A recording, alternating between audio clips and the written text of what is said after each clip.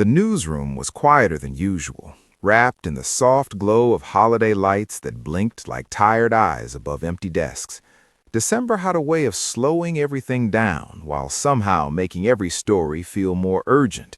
Producers whispered, phones buzzed less, and the smell of burnt coffee lingered as if it had nowhere else to go. For Eli, a junior editor still learning the rhythms of national media, this calm felt deceptive.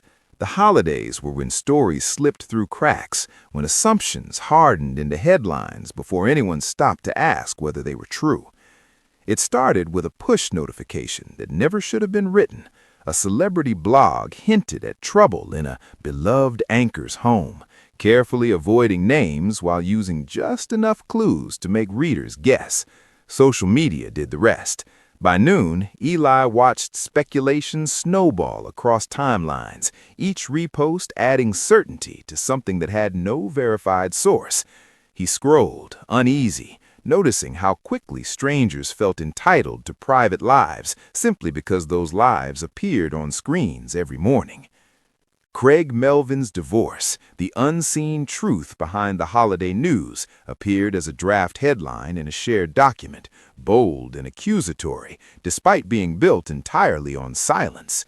A missed public appearance, a recycled photo, a quote taken out of season. The unseen truth, Eli realized, was that there was no truth at all, only the hunger for one. Holidays amplified that hunger. People wanted drama to counterbalance cheer, fractures to peer into while their own families gathered around tables pretending not to crack. The paragraph beneath the headline never survived because no amount of careful wording could justify turning absence into accusation. Eli hesitated before leaving a comment on the draft.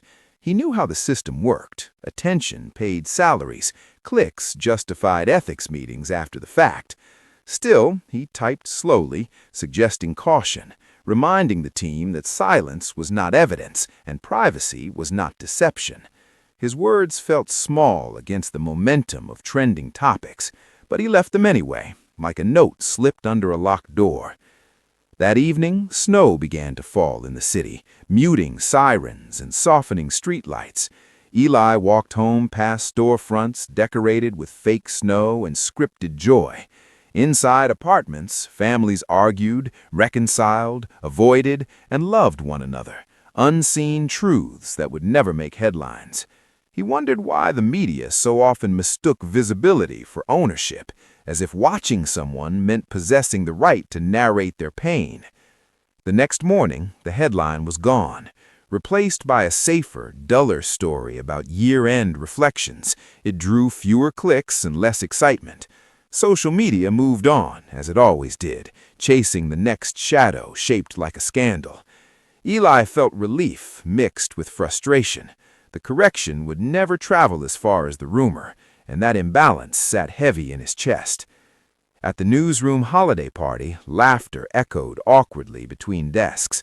Someone joked about the week's almost story, and a few people nodded knowingly. Eli didn't laugh.